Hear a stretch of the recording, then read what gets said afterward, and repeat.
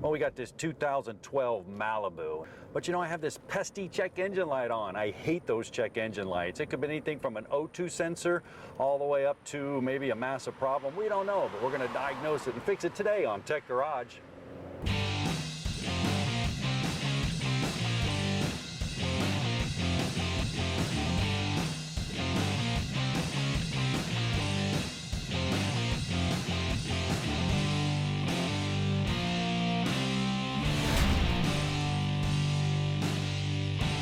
Welcome to Tech Garage, presented by RockAuto.com. Well, we're in our newly revamped shop, and I have to tell you, it's looking better than ever. And I'm back with Brian. Now, I'm John Gardner. This is Brian Gregory. He's a DIY car guy extraordinaire. Brian, you're looking better than ever, too. But you know what? What about the shop? It looks fantastic, John. We got parts flowing fast and furiously from RockAuto.com. We've got some new tools from Snap-on. We're ready to tackle any project we want to this year. And speaking of that, you know, we have Project M&M. Could be a Maserati, it may be a Mercury, but I'll give you a hint. It's doable. We'll be able to transfer those skills right out in your own driveway. We also have the video question of the week. This is cool because we have an actual video question with a real problem that everybody encounters every single day. Love that. You know what? All year long, you guys reached out to us on Facebook, YouTube, and Twitter with great questions. So we decided to put you on the air to answer some of those questions for you this year. Well, enough of that. You know, one thing we're not at Tech Garage, and that's fluff. So let's dive right into our Malibu. Brian, we got a code P0010. Man, that's a variable valve timing issue. I mean, map sensors, throttle position sensors, O2 sensors, easy to tackle. This one, not so much. You know, this can be an intimidating repair right out of the gate. You get the check engine light. We've all done that. We've talked about proper diagnostics. This could be a scary one, but we're going to simplify it for you and show you exactly how this whole variable valve thing actually works. And it's a whole lot better than the old school way of adjusting timing, John. Yeah, well, let me see this. Is this actually points? Brian, you're really giving away your age here. Yeah, I certainly am. Back in the day, you wanted to adjust your timing at 70 miles an hour. You send somebody out under the hood to adjust this thing. Modern day variable valve timing, you don't have to do that. So we're going to get to it. Now, as complex as it sounds, true Tech Garage fashion, we're going to simplify it for you. So I got a demo set up that's going to show you how the variable valve timing works, but you always need to start with a good visual inspection. You'll tackle that. I'll get the demo set up. Awesome. Now, he's got that fancy wireless scan tool, which I love, but for most of us working in the driveway, we've got a scan code reader like this from Rock Auto. I validated the code, so we are in fact going to go into that variable valve solenoid on the intake side, 0010. That's your clue. So, let me get this out of the way. As we do with any project in Tech Garage, the first step is a really good visual inspection. You're looking for anything obvious that's either a contributing factor to the problem or a primary factor to the problem. So we've located the variable valve solenoids. They're right here at the top. There's overhead cams, intake and exhaust side. So the first thing you want to do is get your light and look down in here. Now, John's going to show you how they work. It's awesome how it works, but they're oil actuated. So we're looking for any obvious oil leaks down around the housing here. I don't see any. So the next step is let's pull the connector. It's not brittle, nothing's broken.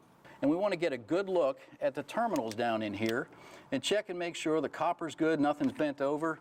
Same thing down on the top of the solenoid valve itself.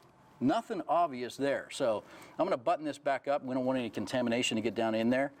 And then you want to follow the wiring path and look again for any obvious damage. There's nothing that looks like it's a problem here, at least to the naked eye. Now, keep in mind, oil actuated, so the next step is to check the oil. We happen to know the history of this vehicle, and the oil's been changed pretty regularly. No tarring, no sludge, no real issues, we don't think, but you've got to have the right viscosity and the right flow and the right oil pressure to make this variable valve solenoid work. John will show you how. So, I'm just going to do a quick check here of the oil. Check it. Yep, we're good. Good clean oil, nothing obvious there. Now, for a lot of people, you might go to get a service manual page online, follow the diagnostic procedure to a T. That's great, and you can do that, but it's complex and it's a little bit tedious. I'm going to do this, I'm going to use this for validation, but I'm going to show you how to do it in the driveway. You're going to be amazed how much easier this is, but John's going to show you how this whole system really works. variable valve timing. What is it? How does it actually work? Well, it actually optimizes performance by moving the camshaft, and it affects timing, like Brian said earlier. How does it work? Well, you have a computer on your car, and what it does, it looks at inputs, all these different sensors, camshaft, crankshaft, engine load. These are called enable criteria. When it hits some given points, it actually allows it, through the cam position actuator solenoid, that oil to flow he was talking about earlier.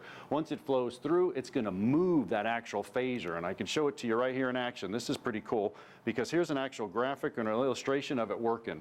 So what's happening is, it actually starts to go here, and when it goes, you can see the camshaft's actually moving and the timing chain is not. So that allows the valves to open at different times. Here it is on our engine right here. If you look at the front of the engine, what you have is that you have a variable valve timing system. You have a camshaft position sensor that knows where it's located. That's right here. And then Brian was checking out this actual solenoid right here.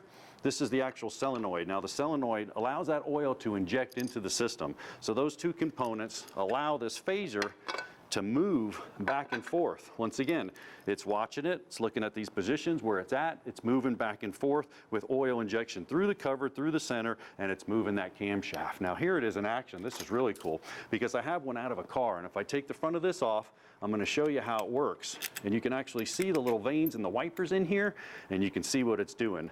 Now, like I said, to optimize performance and also EGR, exhaust gas recirculation, we can keep some of that in cylinder by affecting the timing and lower those temperatures. But check this out. If I hold the timing and I actually move this to the left or the right, the camshaft's moving. But see, the timing's not. The timing chain stays the same. So if it injects oil on this side, it's going to want to push it in this direction. If it injects oil on the other side, it puts it in that direction. So what is it doing? Once again, optimal performance, optimal timing. But oil's key there. But I'll tell you what, there's plenty more. Tech Garage presented by rockauto.com. Stick around. We'll be right back.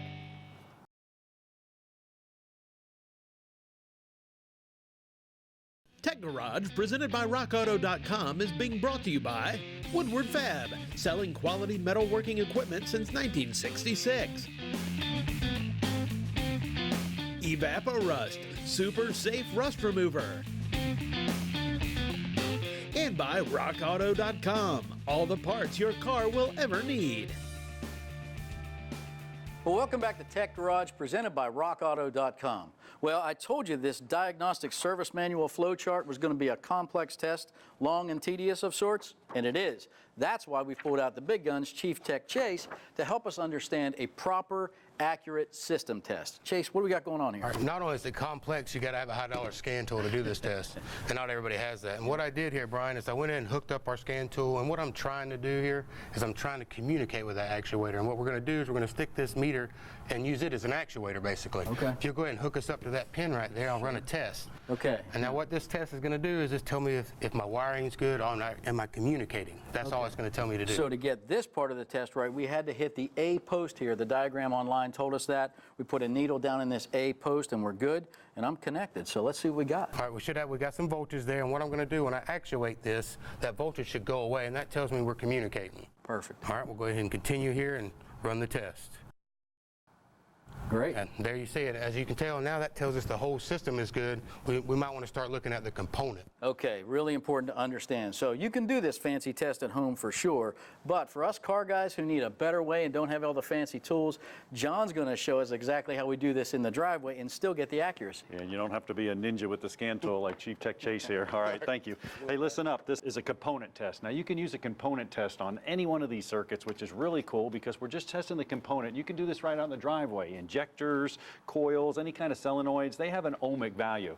So if I slip this over to ohms of resistance and I give you the lead here and we switch them over, Brian, what you're going to do is you're going to go across that actual component, terminals A and B, down at the component itself. Yep.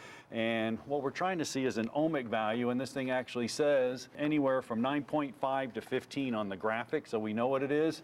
And ours is showing OL. That's infinity. That's out of limits. That's gone. So yeah. That's a good thing, because if it wasn't that, we'd be digging down in that cam solenoid and down to the actual actuator. We don't want to do that. So what we can do here is go ahead and pull that out, and I'll show you the test that we actually ran. It's called ohmic values, or testing actually for resistance. Now, I have one here, and I actually blew it apart for us. This is cool, because this is what Brian's taken out. We took it over to the big old chop saw, and we took it apart.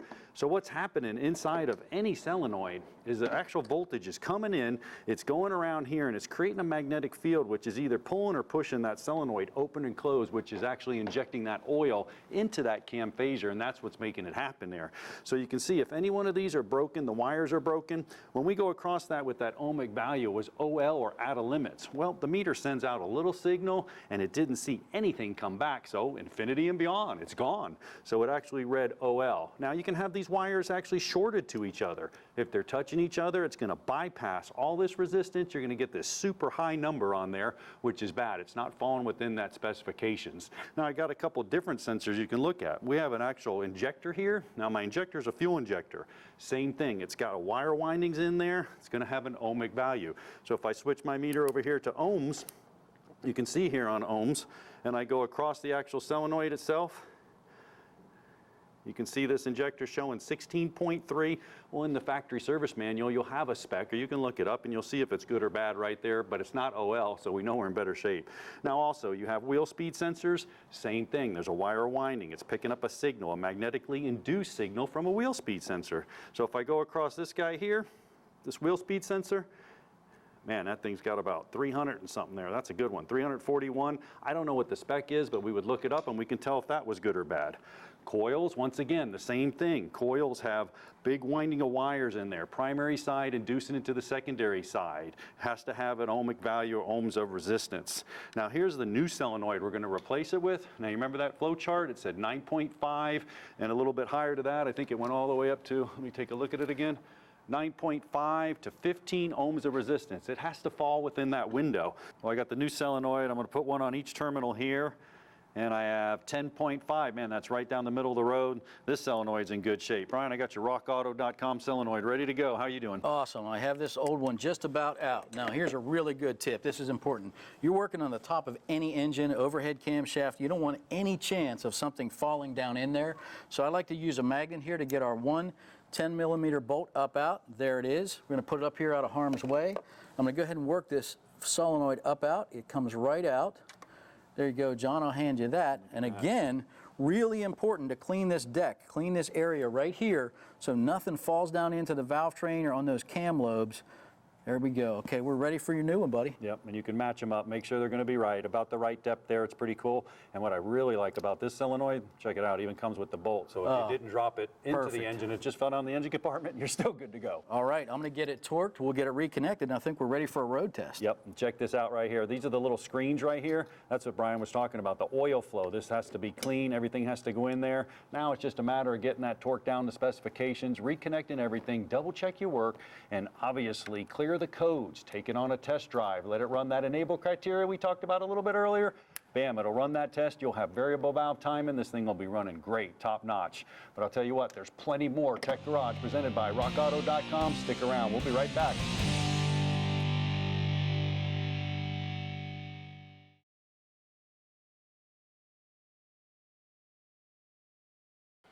Welcome back to Tech Garage, presented by rockauto.com. Now, I'm super excited to introduce a segment called Project M&M.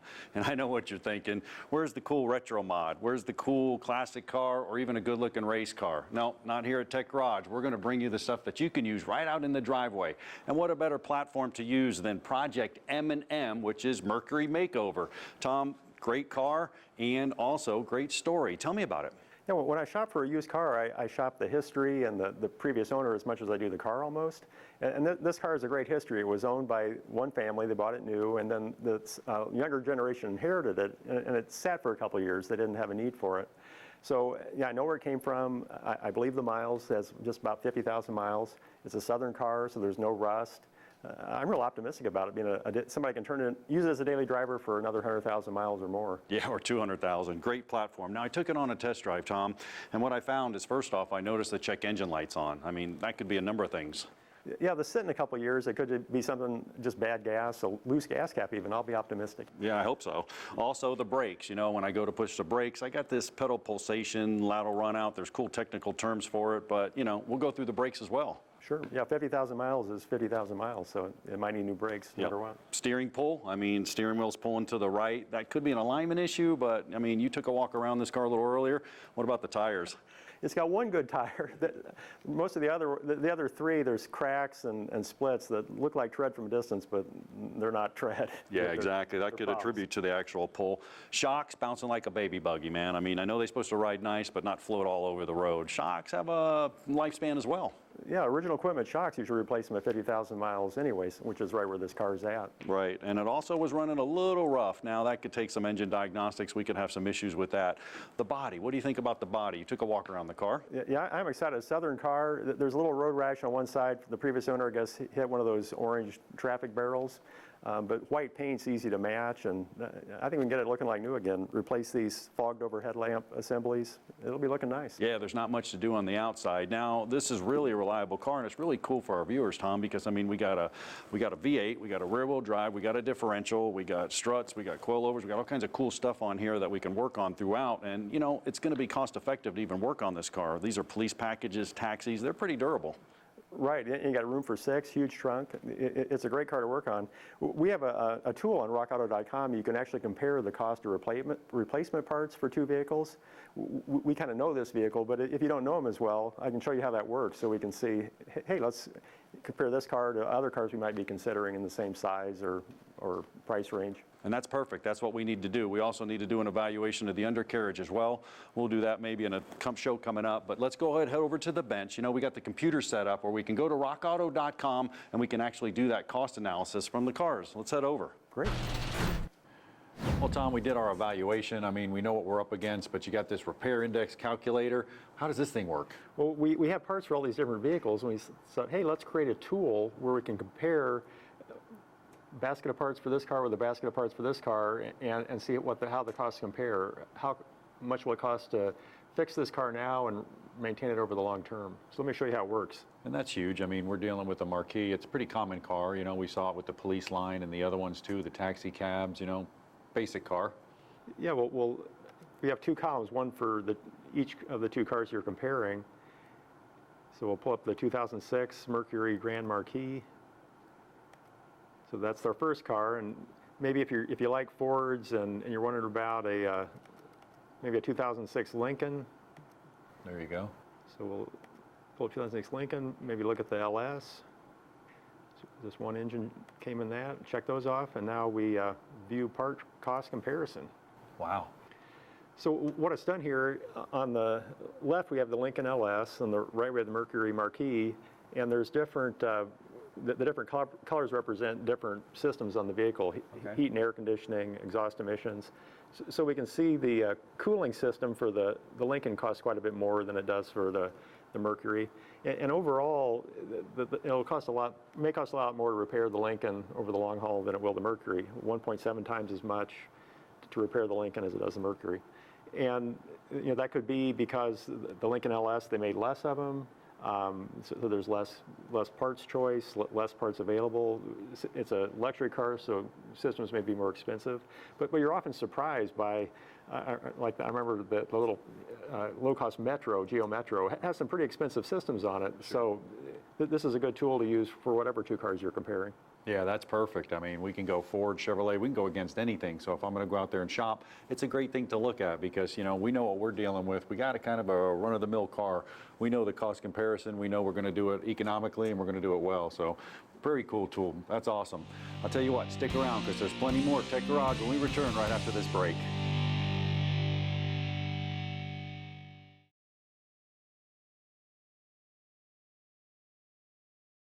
Tech Garage, presented by RockAuto.com, is being brought to you by Custom Auto Sound, the originator of classic car OEM fit radios since 1977.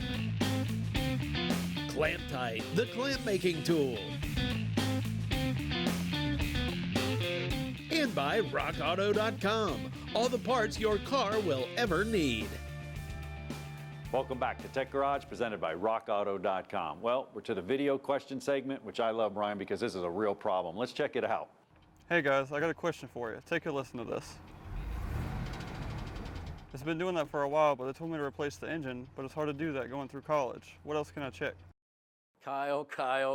It's not looking good, not sounding good, buddy. No, I'm not digging that one. Heavy knocks, not good. But anyway, let's talk about bearings, Brian. I got a couple bearings right here on the table. Yeah, now here's a main bearing. So this is where at the bottom of the piston and connecting rod marries up to the crankshaft. Here's an extremely worn bearing that absolutely could be making that sound. Absolutely, and this is actually what it's supposed to look like. This is actually a brand new bearing, and you also have a thrust bearing that controls the crankshaft back and forth movement. Yep. You know, we'll talk about diagnosing it, but let's take a look at just the show 'em. bearing. Yeah, it's right here in the engine. It's pretty simple to We're check gonna out. pull a main cap here, Kyle. Awesome. And this bearing, so you can get a look at it You do firsthand. that. I'll pop it up here. I should be able to knock it loose. There it you is. go. All right. Oh, Wow. good catch. All right, so there it is. There's where the bearing rides here, and there's also a second half under the crankshaft. Right under there's a second half. Now, this pin can come loose and they could spin in there, or it could be so worn like ours, Brian. It's got to get oil. It's got to shed heat and get the lubricity that it needs. If that fails, that absolutely could cause the knocking sound that you're hearing. Yep, and you also have a main bearing, one back here, which is a thrust bearing. That's going to control the back and forth movement of the crankshaft, and you know, you push the clutch in or you put it in gear, that changes. That'll load it now, up. there's also rod bearings. This is great because the rod bearings actually come down with the fire. When it comes down with the fire, it's hitting that crankshaft. So if we take the fire away, it's going to lessen that noise, and we got a great video that illustrates that. He's going to go from number 1, you're going to hear a little change, to number 2, there's really a big change. That's going to tell us the difference. Go Kyle, ahead, roll watch that close. video. This is something you can do in your driveway with the right tools. So here he goes. Now he's going to number 1. Listen up. And you can hear that change, but not very loud. Just a little bit, but it changed. But watch this. This is the coolest. Oh, wow. Hear that? Now he's going to go back and forth. Listen. Watch when he goes back.